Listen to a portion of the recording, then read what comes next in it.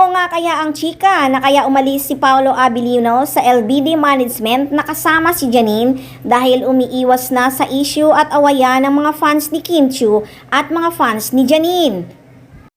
Nag-trending kasi noon ang iwasang nangyari kay Janine Gutierrez at Kim Chiu sa show ng Asap Natin To. May chika nga na dahil inagaw daw ni Kim Chiu si Paolo Abilino. Kaya nag-iiringan na ang dalawa at ayaw na talagang magkasabay na magpe-perform sa Asap Natin To at ayaw na nilang makita ang isa't isa sa show.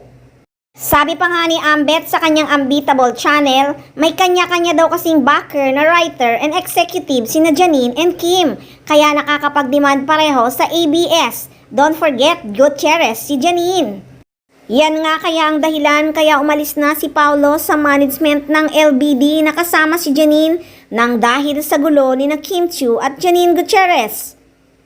Sa iwasang nangyari ay ngayon lang na-realize ng mga Paunin fans na noon pa man ay talagang nagkalabuan na ang Paunin.